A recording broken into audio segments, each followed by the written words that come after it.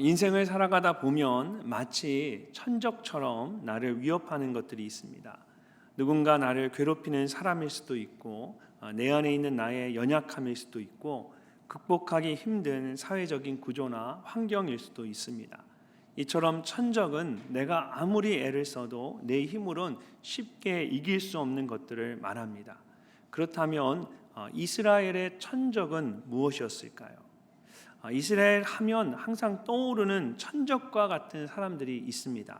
바로 블레셋 사람들입니다. 그들은 가나안 땅 서쪽 지역의 지중해 연안에 정착을 한 민족인데, 주변에 있는 작은 민족들과 나라들을 약탈하며 살았습니다.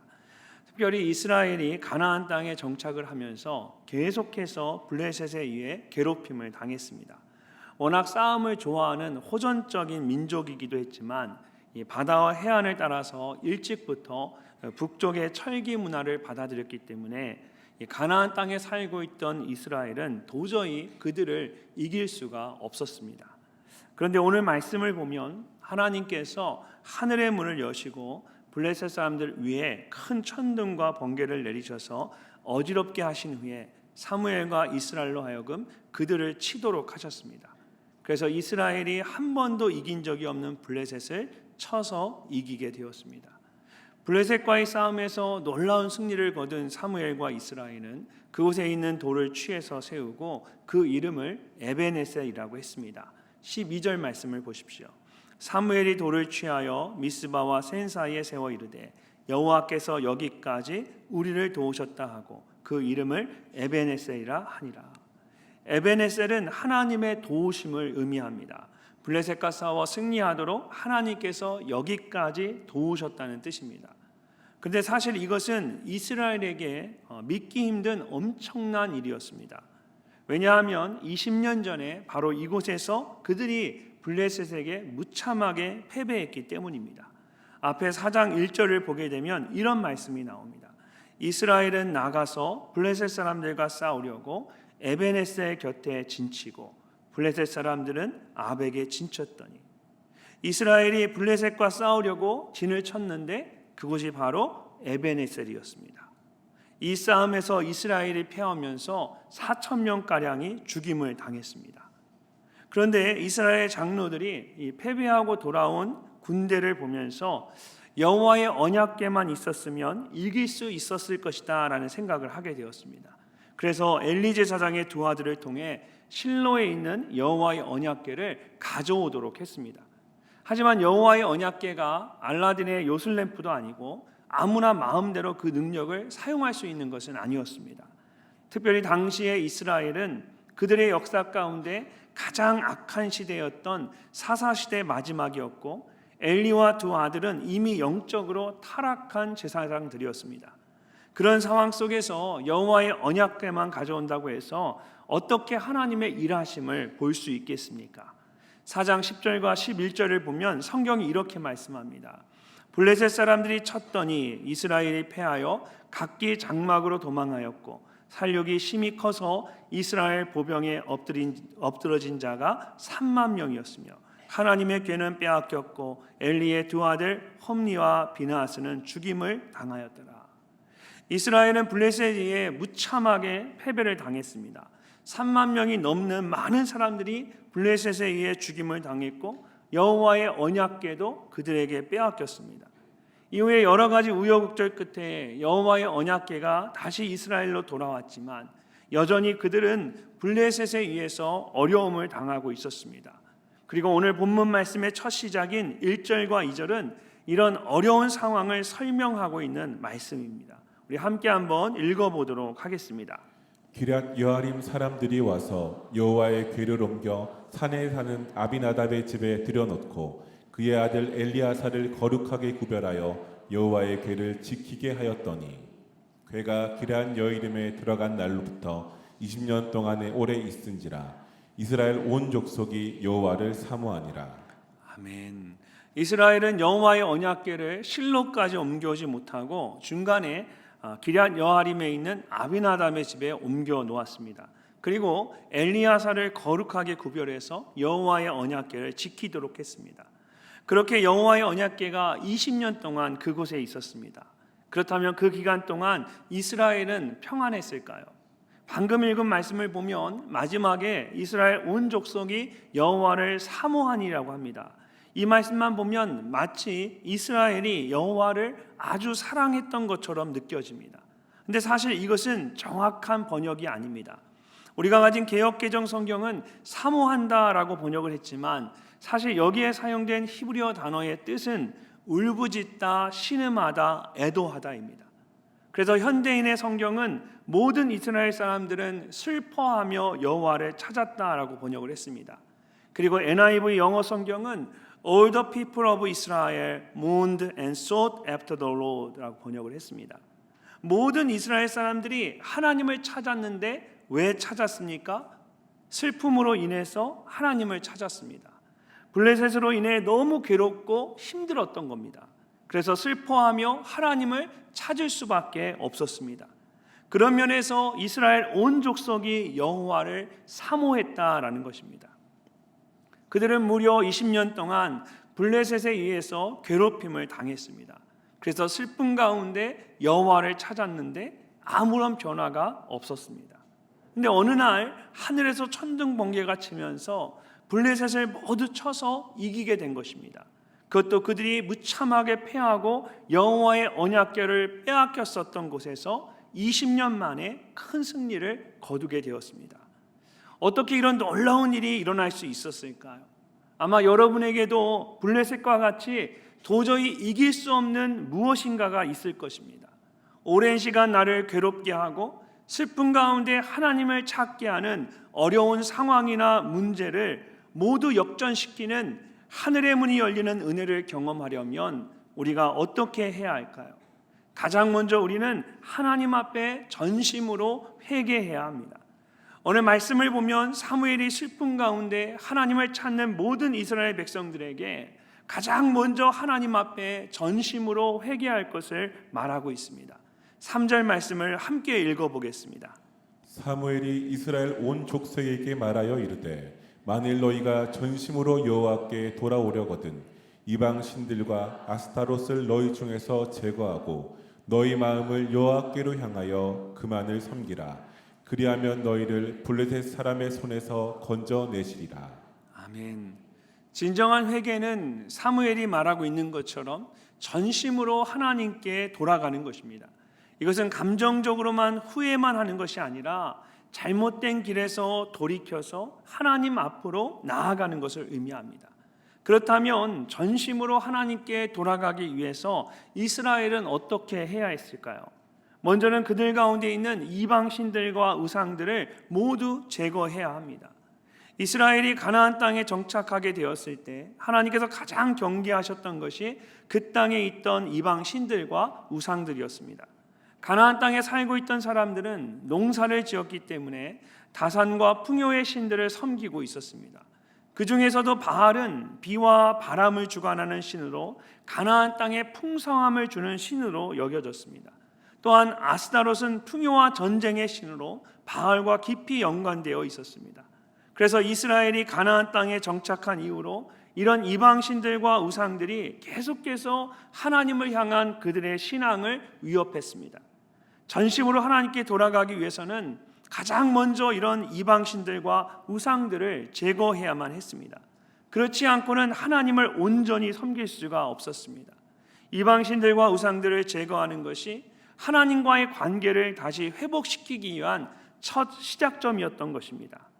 오늘날 이스라엘 백성들처럼 바알이나 아스타롯과 같은 이방신이나 우상을 섬기는 분들은 없을 것입니다. 그러나 내가 하나님보다 더 의지하고 있는 것이 있다면 그것이 모두 나에게 이방신이나 우상과 같은 것이 될 수 있습니다. 그러므로 하나님을 전심으로 찾기 위해서는 먼저 내 안에 있는 이런 이방신이나 우상과 같은 것들을 모두 제거해야 합니다. 예전에 제가 말씀을 전하면서 청소년 때에 함께 교회를 다녔던 2명의 친구들에 대한 이야기를 한 적이 있었습니다. 신학교에 들어가서도 그 친구들과 가장 가깝게 지냈습니다. 제 아내와 사귀고 있을 때 오랜만에 데이트를 하러 시내에 나가다가 그 친구들의 연락을 받고는 당시 사귀던 아내에게 그냥 학교로 돌아가라고 하고 저는 그 친구들을 만나러 갈 정도로 그 친구들과 정말 가까웠습니다. 근데 제가 유학을 가면서 너무 오래 미국에 있어서 그 두 친구들과 연락이 모두 끊겨버렸습니다. 한 친구는 어머니가 신앙생활을 하셔서 함께 교회를 다니고 있었지만, 다른 한 친구는 가끔 저희들을 따라서 교회를 나오기는 했어도 신앙은 없었습니다. 그래서 그 친구에게 제대로 복음을 전하지 못한 것이 늘 제 마음에 큰 아쉬움과 후회로 남아 있었습니다. 그런데 몇 달 전에 점심 식사를 하러 근처에 있는 식당을 갔다가 거기서 25년 만에 한 친구를 제가 만나게 된 겁니다. 제가 딱 앉았는데 바로 옆 테이블에서 밥을 먹고 있었습니다. 깜짝 놀랐어요. 얼마나 놀랐는지 모릅니다. 근데 더 놀라운 것은 그 친구가 반석동 근처에 살고 있었던 겁니다. 작은 통신회사를 운영하고 있는데 몇 년 전에 저희 교회에 와서 며칠 동안 직접 봉사를 하기도 했었습니다. 근데 전혀 모르다가 이제 정말 우연히 만나게 된 겁니다. 하나님을 믿지 않는 사람들은 이것을 정말 기가 막힌 우연이라고 말할 겁니다. 하지만 저는 이런 우연조차도 하나님의 놀라운 인도하심이고 섭리라고 믿습니다. 미처 복음을 전하지 못했던 저의 아쉬움과 후회를 아시고 하나님께서 다시 한번 만나게 해주신 겁니다. 또 한 가지 놀라운 것은 다른 한 친구도 반석동에 살고 있었습니다. 등잔빛이 정말 어둡죠. 이 친구는 그래도 신앙이 있는 친구였습니다. 그래서 지금까지 어머니와 함께 30년 가까이 한 교회에서 계속 신앙생활을 하고 있었습니다. 매주일 집사로 찬양대에서 봉사를 하고 있고, 얼마 전에는 교회에서 안수 집사로 세우려고 했다라는 겁니다. 본인이 근데 사양을 했대요. 그래서 이 두 친구들과 함께 다시 만나게 된 겁니다. 제 마음이 얼마나 기뻤겠습니까? 이번에는 꼭 복음을 전하고 신앙생활을 하도록 잘 이끌겠다는 그런 생각으로 전의를 불태우며 제가 약속 장소에 만나러 나갔습니다. 근데 식사를 하면서 둘 중에 이제 교회를 다니고 있는 친구가, 저는 그 친구가 아니라 안 다니는 친구가 문제라고 생각했는데 이 교회를 다니고 있는 친구가 사실은 더 큰 문제였어요. 이 친구가 술을 시켜서 마시는 겁니다. 저는 처음에 술을 마시는지도 몰랐어요. 이 친구가 이제 저를 생각해서 조그만 주전자에 따로 술을 이렇게 다 받아가지고 옆에 이렇게 딱 놓고 자기만 한 잔씩 이렇게 갖고 훌쩍훌쩍 물 마시듯 마시고 있었던 거예요. 제가 여러 교회 집사하고 찬양대 대원인 사람이 술을 마시는 게 이해가 되지 않았습니다. 그래서 그 친구에게 진지한 얼굴로 신앙이 없는 사람도 아니고 신앙이 있는 사람이 왜 이렇게 술을 마시냐라고 제가 물었습니다. 그랬더니 그 친구가 처음에는 말을 안 하다가 나중에 하는 말이 술이 없으면 힘들어서 어쩔 수가 없다라고 그러는 겁니다. 그 친구는 물류회사에서 일을 하고 있는데 한밤중에 한 새벽 3시 정도에 출근을 해서 오후까지 이제 근무를 합니다. 그러면서 무거운 박스들을 계속해서 옮기는 일을 하고 있습니다. 그러다 보니까 손가락 마디마디와 무릎이 항상 쑤시고 아프다라는 겁니다. 그래서 그냥 있으면 이 통증 때문에 잠을 잘 수가 없는데 술을 마시면 조금이라도 더 잘 수 있다라는 겁니다. 사람들이 이방신이나 우상을 의지하는 것처럼 어느새 그 친구에게는 술이 그런 존재가 되어버렸습니다. 제 마음이 많이 안타까웠습니다. 그 친구처럼 힘든 일을 하는 사람들이 모두 그렇게 술을 의지하며 사는 것이 아니기 때문입니다. 우리 교회에도 그런 힘든 일을 하시는 분들이 계십니다. 근데 그 힘든 일들을 하면서도 항상 예배의 자리에 나오시는 것을 보게 됩니다. 그분들에게는 하나님을 예배하는 것이 그 고된 일들을 모두 잊을 수 있는 가장 기쁜 일이었던 겁니다. 그래서 제가 진심으로 그 친구에게 말했습니다. 나는 내가 이런 것들을 모두 끊을 수 있었으면 좋겠다. 그래서 이런 세상적인 것들 말고 정말 예수님만 온전히 의지했으면 좋겠다. 제가 그 친구에게 정말 단호하게 다시 한번 나를 만났을 때 내 앞에서 술을 마시면 내가 그 다음부터 너를 볼 수가 없다 그랬어요. 너는 너네 담임 목사님 앞에서 술을 마시겠니? 그랬어요. 그래서 제가 단호하게 이야기를 했어요.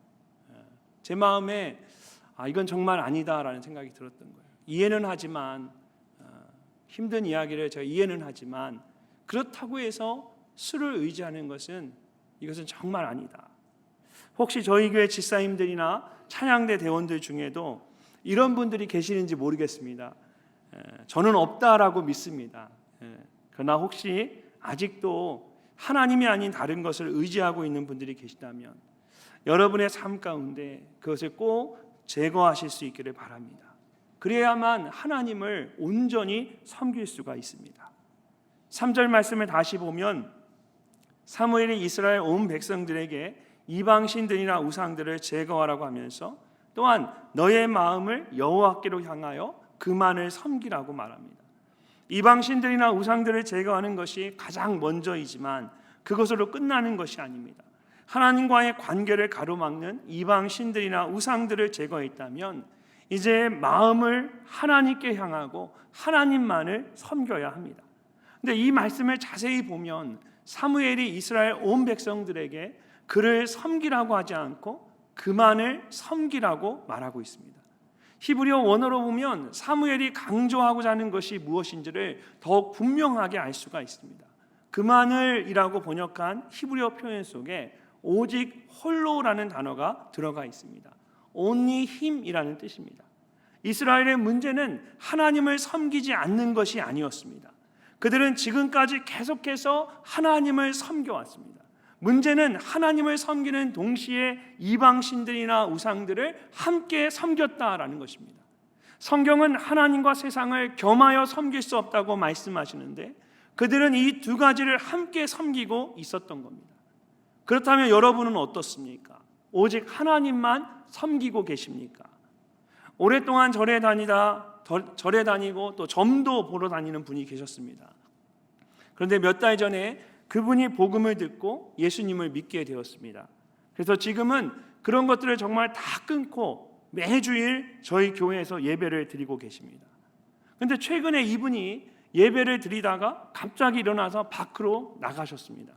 그리고 그분을 잘 아는 부목사님에게 카톡을 보내오셨습니다.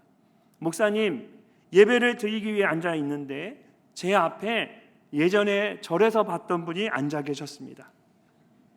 혹시라도 그분이 저를 보고 당황하지 않을까 걱정이 돼서 급하게 밖으로 나왔습니다. 목사님께서 그분을 잘 살피셔서 오직 하나님만 예배하도록 이끌어 주시면 좋을 것 같습니다.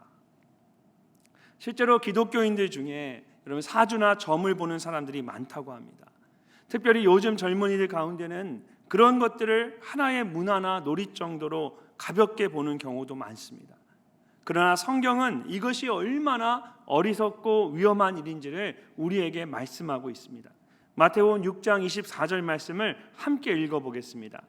한 사람이 두 주인을 섬기지 못할 것이니 혹 이를 미워하고 저를 사랑하거나 혹 이를 중히 여기고 저를 경히 여김이라. 아멘. 사람의 마음은 하나입니다. 그 마음은 둘로 나뉠 수가 없습니다. 근데 어떻게 두 사람을 전심으로 사랑하고 섬길 수 있겠습니까? 어느 날 여러분의 배우자가 이렇게 말한다고 생각해 보세요. 여보, 내가 당신을 사랑하는데 이제는 내 마음의 90%만 사랑하고 다른 10%는 다른 사람을 사랑하고 싶어. 이런 사람에게 고맙다라고 말할 수 있는 분은 아무도 없을 거예요. 100%를 사랑할 수 없는 사랑이라면 그것은 사랑하지 않는 것과 같습니다. 하나님만을 섬긴다는 것도 마찬가지입니다. 사무엘이 말하고 있는 것처럼 with all your heart, 전심으로 사랑하고 섬기는 것입니다. 그런 분명한 믿음의 결단이 우리에게 있어야 합니다. 감사하게도 이스라엘 온 백성들은 사무엘의 말을 진지하게 받아들였습니다. 4절 말씀을 보십시오. 이에 이스라엘 자손이 바알들과 아스타롯을 제거하고 여호와만 섬기니라. 이스라엘 백성들이 그들 가운데 있던 이방신들과 우상들을 모두 제거하고 오직 여호와 하나님만을 섬기기로 했습니다. 사무엘의 말을 듣고 하나님을 향해 전심으로 회개한 겁니다. 이처럼 회개할 수 있다는 것은 큰 은혜입니다. 하늘의 문을 여시는 하나님의 은혜를 경험할 수가 있기 때문입니다. 20대에 신학교를 다니고 있을 때 누가 봐도 훌륭한 전도사님이 있었습니다. 저도 그 전도사님을 보면서 나중에 하나님께서 정말 귀하게 사용하실 것이라는 기대가 있었습니다. 제가 결혼을 한 후에 미국에 유학을 떠났고 몇 년 후에 그 전도사님도 결혼을 하고 미국에 유학을 오셨습니다. 저는 미국 동부에서 공부를 했고 그 전도사님은 서부에서 공부를 했습니다. 서로 멀리 떨어져 있었지만 그래도 늘 기대를 가지고 그 전도사님의 소식을 듣고는 했습니다. 모두가 기대했던 것처럼 미국의 대표적인 한인교회에서 사역을 시작했고 또 목사 안수도 받으셨습니다. 그런데 어느 날 그 목사님이 사역을 그만두셨다는 이야기를 듣게 되었습니다. 도저히 믿을 수가 없었습니다. 그런데 더 놀라운 것은 그 목사님에 대한 좋지 않은 소문들이 들려오는 것이었습니다. 안타까움에 연락도 해보고 수수문도 해봤는데 어느 순간부터 아예 아무 소식도 들을 수가 없었습니다. 그러다가 최근에 그 목사님의 사모님으로부터 연락이 와서 25년 만에 처음으로 만나게 되었습니다. 사모님을 통해서 그간 있었던 일들에 대해 자세하게 들을 수가 있었습니다. 이 남편 목사님이 정말 사역을 열심히 했고 모두에게 인정받는 훌륭한 사역자였다고 합니다. 그런데 그만 이성관계에 있어서 불미스러운 일이 일어난 것입니다. 과거에 남편이 얼마나 하나님 앞에 순수한 열정을 가진 사람인지를 직접 곁에서 봤던 사모님은 그런 남편을 위해서 교회 앞에 용서를 구했습니다. 그런데 정작 남편인 목사님은 아무런 용서도 구하지 않고 교회를 사임했습니다. 이후에 목사님을 아끼는 많은 분들이 진심으로 권면도 하고 기회도 주었지만 끝내 그 목사님은 사모님과 주변 사람들을 원망하며 교회와 가정을 모두 떠났습니다. 그 마음은 더 완악해져 갔고 그 삶은 더 엉망이 되어 버렸습니다. 이후에도 몇 번 하나님 앞에 돌아올 기회가 있었지만 끝내 본인이 그것을 거부했습니다. 사모님으로부터 지난 일들에 대해 들으면서 제 마음이 너무나 아팠습니다. 기대를 많이 했던 만큼 실망도 컸던 것입니다. 어떻게 이런 일이 있을 수 있을까? 가만히 생각해 보는데 사실 백지 한 장 차이라는 생각을 했습니다. 우리도 다 죄를 지을 수 있는 죄된 본성을 가지고 있는 사람들입니다. 근데 무엇이 문제인가? 무엇이 차이인가? 라는 생각을 했습니다. 그래서 문득 제 마음 가운데 회개에 대한 생각이 떠올랐습니다. 회개할 수 있을 때 회개하는 것이 정말 하나님의 은혜라는 생각을 하게 된 겁니다. 만약 회개할 수 있는 기회가 주어졌을 때 사무엘이 말한 것처럼 잘못된 우상들을 제거하고 전심으로 하나님께 돌아왔다면 시간은 걸리고 힘은 들어도 하나님께서 다시 하나님께 쓰임받을 수 있었을 것입니다. 그런데 끝까지 회개하기를 거부한 겁니다. 누가복음 15장에 나오는 돌아온 탕자의 비유에 대한 말씀을 보면 아버지의 집을 떠나서 방탕한 삶을 살았던 둘째 아들이 잘한 것이 오직 한 가지가 있었습니다. 다 못했는데 딱 한 가지 잘한 것이 있었습니다. 다시 한번 아버지의 집을 떠올린 것입니다. 그리고 돌이켜 아버지에게 돌아왔습니다. 그것 한 가지만으로 그는 모든 잘못을 용서받았고 아들의 자리를 회복할 수 있었습니다. 사랑하는 성도 여러분, 성경은 우리에게 이렇게 말씀하십니다. 너희의 죄가 주홍 같을지라도 눈과 같이 희어질 것이요 지능같이 붉을지라도 양털같이 희게 되리라. 하나님 앞에 용서받지 못할 죄는 아무것도 없습니다. 주홍같이 붉을지라도 전심으로 회개하고 돌아오면 하나님께서 양털과 같이 하얗게 하십니다. 혹시 여러분 안에 아직도 회개하지 못한 은밀한 죄가 있으십니까? 여러분의 삶 가운데 이방신들과 우상들을 섬기듯 하나님보다 더 사랑하고 의지하는 것이 있으십니까? 그렇다면 오늘 이 밤에 하나님을 향하여 전심으로 회개하실 수 있기를 바랍니다. 그럴 때 하나님께서 여러분의 삶에 하늘의 문을 여시고 진정한 에베네셀의 하나님을 경험하게 하실 줄로 믿습니다. 그런 회개의 은혜가 여러분 모두에게 있으시기를 주님의 이름으로 축복합니다.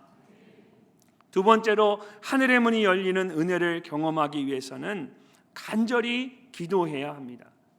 이스라엘 온 백성이 그들의 죄를 회개하고 하나님만을 섬기겠다고 하자 사무엘이 그들을 모두 미스바에 모이도록 했습니다.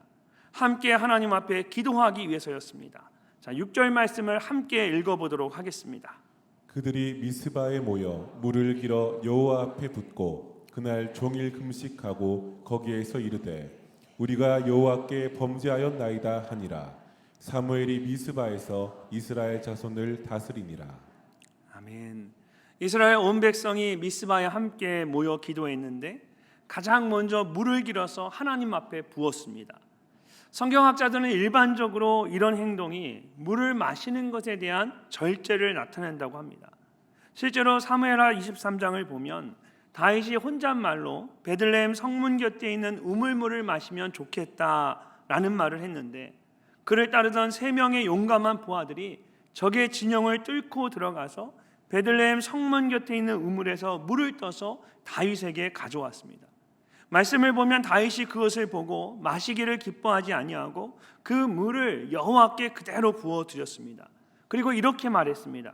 이르되 여호와여, 내가 나를 위하여 결단코 이런 일을 하지 아니하리이다. 이는 목숨을 걸고 갔던 사람들의 피가 아니니까 하고 마시기를 즐겨하지 아니하니라. 다윗이 하나님 앞에 물을 쏟음으로 자신을 절제했습니다. 물을 쏟음으로 하나님 앞에 결단을 한 것입니다. 근데 오늘 말씀에서는 좀 더 깊은 의미가 있습니다. 앞에 1장 15절을 보면 사무엘의 어머니인 한나가 하나님 앞에 통곡하며 기도하는데 오늘 본문 말씀에 나오는 붓고라는 말과 동일한 히브리어 단어가 그곳에 쓰였습니다. 한나가 대답하여 이르되 내 주여 그렇지 아니하니이다. 나는 마음이 슬픈 여자라.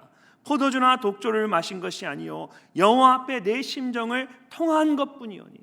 내 심정을 통한 것뿐이오니 라고 말할 때 이 통한 것이라는 말이 오늘 본문에서 붓고라는 말과 동일한 표현입니다. 그래서 세번역 성경은 이 말씀을 저의 마음을 주님 앞에 쏟아놓을 뿐입니다 라고 번역을 했습니다. 그리고 NIV 같은 영어 성경은 I was pouring out my soul to the Lord라고 번역을 했습니다. pouring out이라는 말은 전부를 쏟아붓는 것을 의미합니다. 사무엘과 이스라엘 온 백성들은 물을 길어서 하나님 앞에 부으면서 자신들의 전부를 쏟아붓듯 하나님께 간절히 기도했습니다. 또한 그들은 하루 종일 금식하며 기도했습니다. 이렇게 물을 쏟아붓고 금식하며 기도했다는 것은 삶에 필요한 모든 것을 끊고 배수의 진을 치듯 하나님만을 붙잡고 간절히 기도했다라는 겁니다. 여러분은 최근에 이렇게 나의 전부를 쏟아붓듯이 간절히 하나님께 기도해 본 적이 있으십니까? 저는 간절한 기도를 생각할 때마다 마태복음 15장에 나오는 가나안 여자에 대한 말씀을 떠올리곤 합니다. 예수님께서 지나가실 때에 가나안 여자 한 사람이 나와서 큰 소리로 외쳤습니다. 주 다윗의 자손이여, 나를 불쌍히 여겨소서. 내 딸이 흉악하게 귀신 들렸나이다. 누구나 들을 수밖에 없는 큰 소리였는데 예수님께서 아무 말씀도 하지 않고 그냥 지나가셨습니다. 그자 가나안 여자가 예수님의 뒤를 쫓으면서 계속해서 소리를 지릅니다. 참다 못한 제자들이 예수님께 저 여자가 계속해서 우리 뒤에서 소리를 지르는데 잘 이야기해서 돌려보내야 하지 않겠습니까? 라고 물었습니다. 그러자 예수님께서 제자들에게 나는 이스라엘의 집에 잃어버린 양 외에는 다른 데로 보내심을 받지 아니하노라고 말씀하시면서 끝내 못 본 척 외면하셨습니다. 그러자 이 여자가 예수님 앞에 와서 무릎을 꿇고 주여 저를 도와주십시오라고 간청을 합니다. 그런데도 예수님께서는 자녀의 떡을 취하여 개들에게 던짐이 마땅하지 아니하다라고 말씀하시면서 거절을 하셨습니다. 개라는 표현은 우리가 그냥 듣기에도 기분이 좋지 않은 말입니다. 특별히 당시에는 가나안 사람들과 같은 이방인들을 멸시하며 부를 때 사용하던 나쁜 표현이었습니다. 근데 예수님께서 도움을 요청하는 가나안 여자를 그렇게 부른 것입니다. 그러자 그 여자가 예수님께 이렇게 대답을 합니다. 여자가 이르되 주여 올소이다마는 개도 제 주인의 상에서 떨어지는 부스러기를 먹나이다. 상에서 떨어지는 그 부스러기 같은 작은 은혜라도 달라는 것입니다. 얼마나 간절한 기도입니까? 하나님께서 이런 간절한 기도에 반드시 응답하십니다. 예수님께서 가나안 여자에게 이렇게 말씀하셨습니다. 여자여 내 믿음이 크도다. 내 소원대로 되리라 하시니 그때로부터 그의 딸이 나으니라. 예수님께서 가나안 여자의 믿음을 칭찬하시고 그녀의 간절한 기도의 소원을 들어주셨습니다. 귀신 들렸던 딸이 깨끗하게 고침을 받은 것입니다. 어느 이 밤에 사무엘과 이스라엘 온 백성이 무르기러 하나님 앞에 붓고 금식하며 간절히 기도한 것처럼, 또한 가나안 여자가 상에서 떨어지는 부스러기 같은 작은 은혜라도 받기를 원하며 예수님께 간절히 매달렸던 것처럼 간절하게 하나님을 붙잡고 기도하실 수 있기를 바랍니다. 하나님께서 반드시 여러분의 간절한 기도에 응답하실 줄로 믿습니다. 그런데 우리가 이렇게 간절히 기도할 때에 꼭 기억해야 할 것이 있습니다. 우리가 간절히 기도하면 기도할수록 사단이 그것을 가만히 지켜만 보지 않는다라는 것입니다. 사무엘과 이스라엘 온 백성이 미스바에 모인 것은 간절히 하나님을 찾고 기도하기 위해서였습니다. 그런데 블레셋이 그 모습을 보고 오해를 했습니다. 자기들을 치기 위해서 모인 것이라고 생각한 겁니다. 그래서 미스바에 모인 이스라엘 온 백성을 치기 위해서 그들이 올라오기 시작합니다. 여러분, 그들이 왜 착각하고 오해했을까요? 사단이 그들의 마음 가운데, 하나님 그들의 마음 가운데 착각하고 오해하도록 만든 것입니다. 겉으로 보기에는 블레셋이 화가 나서 불안해서 올라온 것 같지만 사실은 그 뒤에 영적인 공격이 있는 겁니다. 이처럼 우리의 삶 가운데 항상 보이지 않는 영적인 싸움이 있습니다. 그럴 때 놀라거나 당황해서는 안 됩니다. 오히려 전열을 가다듬고 더 간절히 하나님께 기도해야 합니다. 이스라엘 온 백성들이 두려워할 때에 사무엘은 정신을 차리고 더 간절히 하나님께 기도했습니다. 사무엘이 젖 먹는 어린 양 하나를 가져다가 온전한 번제를 여호와께 드리고 이스라엘을 위하여 여호와께 부르짖으매 여호와께서 응답하셨더라. 율법에 따르면 막 태어난 어린 양은 번제로 드릴 수가 없습니다. 최소한 8일이 지난 젖 먹는 어린 양을 드릴 수가 있습니다. 여기에 온전한 번제를 여호와께 드리고라고 말합니다. 보통 번제를 드릴 때에 이런 짐승의 가죽은 제사장의 몫이었습니다. 그런데 온전한 번제를 드렸다는 것은 그런 자신의 몫을 떼지 않고 전부를 하나님께 그대로 드렸다는 뜻입니다. 말 그대로 사무엘이 자신의 전부를 하나님께 드리며 간절히 기도한 겁니다. 그러자 놀라운 일이 일어났습니다. 하늘의 문이 열리면서 하늘로부터 큰 소리가 나기 시작한 겁니다. 자, 10절 말씀을 함께 읽어보도록 하겠습니다.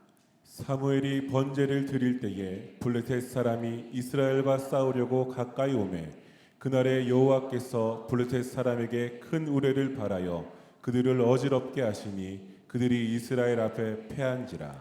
아멘. 천둥과 번개 소리에 블레셋 사람들이 모두 놀라서 어떻게 할 줄을 몰랐습니다. 그때 하나님께서 이스라엘로 하여금 블레셋 사람들을 모두 치도록 하셨습니다. 하늘의 문을 여셔서 이스라엘로 하여금 큰 승리를 거두게 하신 것입니다.